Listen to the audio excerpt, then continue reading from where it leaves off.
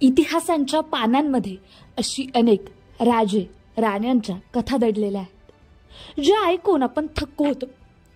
पण या सगळ्यात वेगळं दिसणारं एक नाव म्हणजे महाराणी लेडी गोडीवा. सुमारे 9000 वर्षापूर्वी इंग्लंडमध्ये किंग कॅन्यूट राज्य करत होता. तो प्रजेकडून प्रचंड कर वसूल करायचा, ज्यामुळे प्रजेवर मोठं ओझं पडलं होतं. पण त्याची राणी होती लेडी गोडीवा. ही अत्यंत दयाळू आणि प्रजेच्या दुःखाने व्याकुळ होणारी राणी होती. आपल्या नवऱ्यासमोर ती व्याकुळ होऊन, महाराज, प्रजेवरचं कराचं ओझं कमी करा, त्यांचं दुःख मी पाहू शकत नाही, अशी विनंती करू लागली. राणीची ही विनंती ऐकून राजाने तिच्या दयाळूपणाची परीक्षा घ्यायचं ठरवलं.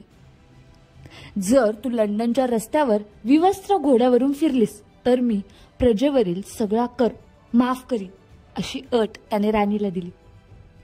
ही अट ऐकून दरबारात शांतता पसरली. अशी अट पूर्ण करणं कोणत्याही स्त्रीसाठी अशक्य होतं, पण राणी गोडीवा प्रजेच्या हितासाठी कोणतीही किंमत मोजायला तयार होते. मी ही अट पूर्ण करणार, पण एक विनंती: शहरातील सर्व खिडक्या आणि दरवाजे बंद ठेवावे, कोणीही बाहेर येऊ नये, अशी राणीने विनंती केली. राणीच्या ह्या तागामुळेच प्रजेचं हृदय भरून आलं.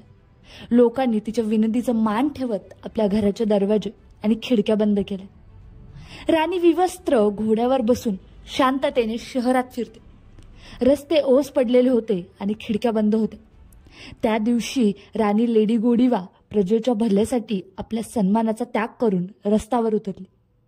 तिच्या या बलिदानामुळे राजा भारावून गेला आणि त्याने प्रजेवरील सर्व कर माफ केलं.